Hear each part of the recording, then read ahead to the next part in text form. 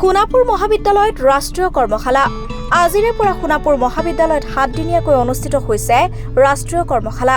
উল্লেখ্য যে সোণাপুৰ মহাবিদ্যালয়ৰ স্নাতকোত্তৰ ভূগোল বিভাগৰ উদ্যোগত আৰু মেঘালয়ৰ শিলংস্থিত ভাৰতীয় সমাজ বিজ্ঞান গৱেষণা পৰিষদ চমুকৈ ICSSRৰ আৰ্থ সাহায্যত আজিৰে পৰা 28 মাৰ্চলৈ এখনি 7 দিনীয়া ৰাষ্ট্ৰীয় কৰ্মশালাৰ আয়োজন কৰা হৈছে। আজিৰ এই কৰ্মশালাৰ উদ্বোধনী অনুষ্ঠানৰ আৰম্ভণিতেই এগছি বন্তি প্ৰজ্বলনেৰে অনুষ্ঠানটিৰ শুভাৰম্ভণি কৰা হয়। ইয়াৰ পাছতে আদৰণি ভাষণ প্ৰদান কৰে মহাবিদ্যালয়খনৰ অধ্যক্ষ ডক্টৰ দেৱব্ৰত খনিকৰে। উল্লেখ্য যে গৱেষণাধৰ্মী আৰু বিদ্যায়তনিক কাম কাজৰ বাবে ছাত্ৰ ছাত্ৰী শিক্ষক গৱেষকসকলে উপকৃত হ'ব পৰাকৈ আয়োজন কৰা উক্ত কৰ্মশালাখনিৰ বিষয়বস্তু হৈছে research methodology and techniques in social science research.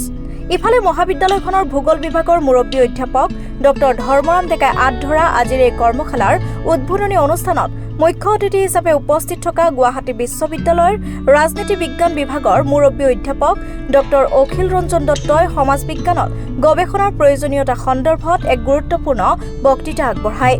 উক্ত কৰ্মশালাত বিভিন্ন মহাবিদ্যালয়ৰ প্ৰায় 60গৰাকী ছাত্ৰ ছাত্ৰী অধ্যাপক অধ্যাপিকাই অংশগ্ৰহণ কৰে।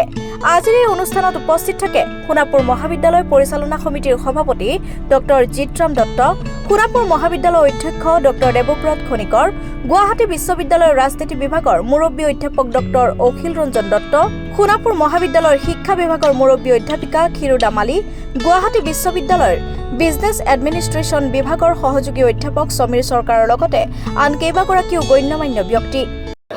মই ভাবোঁ এখন অতি গুৰুত্বপূৰ্ণ কৰ্মশালা যে সমাজ বিজ্ঞানৰ যি গৱেষণাৰ পদ্ধতি বা গৱেষণাৰ যিবিলাক কৌশল সেই সম্পৰ্কে আলোচনা কৰিছে।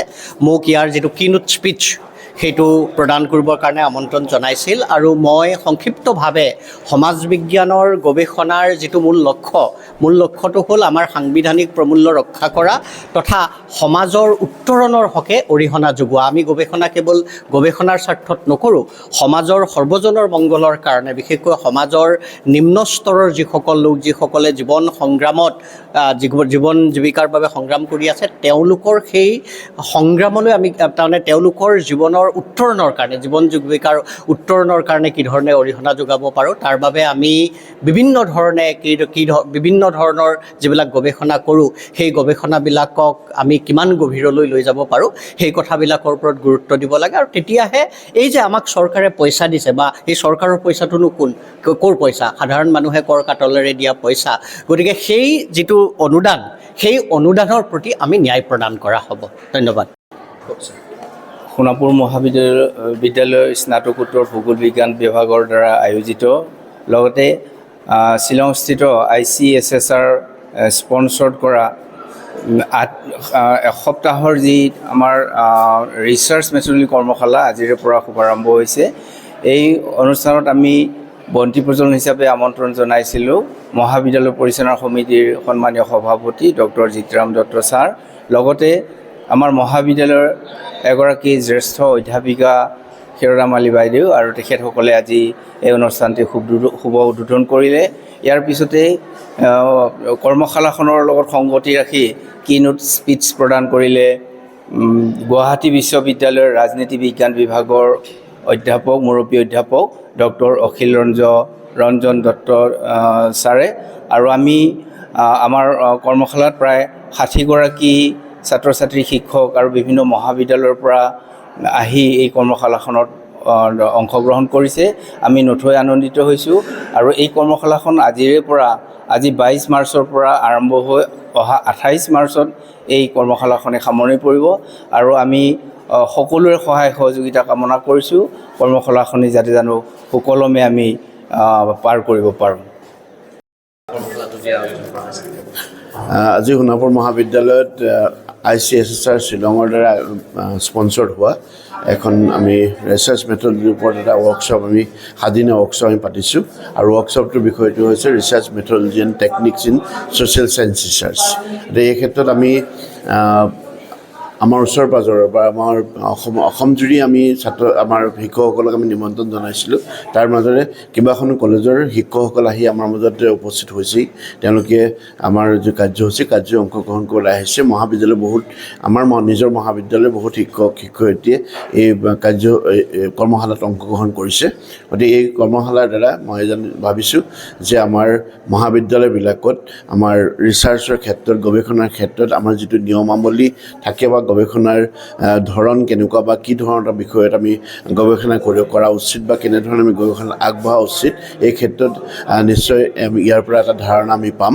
যিহেতু আমাৰ নেশ্যনেল এডুকেশ্যন পলিচি 2020 আহিছে, গতিকে 2020 আধাৰত যদি আমি চাওঁ তেনেহ'লে এখন মহাবিদ্যালয়ৰ উন্নতি একাডেমীৰ ক্ষেত্ৰত আগবাঢ়িব হ'ব পাৰে যেতিয়া আমাৰ শিক্ষকসকলে ইয়াতে এটা ৰিচাৰ্চ এনভাইৰনমেণ্ট তেওঁলোকে সৃষ্টি কৰি ল'ব পাৰে। আৰু ৰিচাৰ্চ এনভাইৰনমেণ্টৰ সৃষ্টি নহ'লে আমি শিক্ষাৰ ক্ষেত্ৰত আমাৰ আন্তঃৰাষ্ট্ৰীয় পৰ্যায়ত মহাবিদ্যালয়বিলাকে অসমৰ শিক্ষানুষ্ঠানবিলাকে আগবাঢ়ি যাবলৈ সুবিধা গ্ৰহণ কৰিব নোৱাৰিব।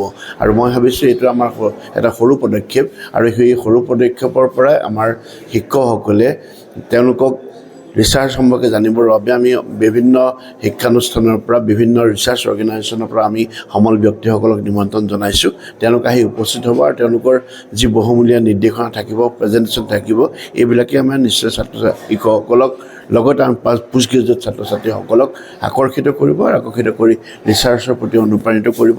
আৰু মহাবিদ্যালয় সমূহত এটা গৱেষণাৰ এটা পৰিৱেশ সৃষ্টি কৰিব।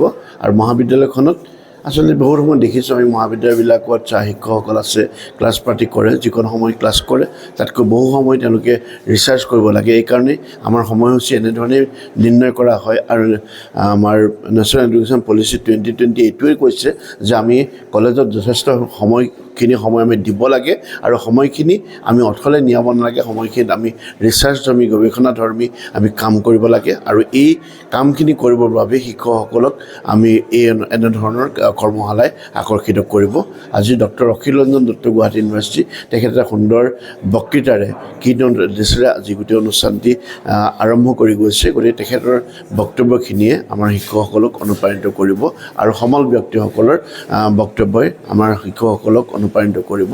আৰু মই আশা কৰিম যে অসমৰ প্ৰত্যেকখন মহাবিদ্যালয়তে এটা সুন্দৰ গৱেষণাৰ এটা পৰিৱেশ ৰচনা হওক, ছাত্ৰ ছাত্ৰীসকল উৎসাহিত হওক, আৰু নিজৰ পাৰ্চনেল ডেভেলপমেণ্টৰ লগতে শিক্ষকসকলৰ জৰিয়তে মহাবিদ্যালয়বিলাকৰ উন্নতি সাধন হওক।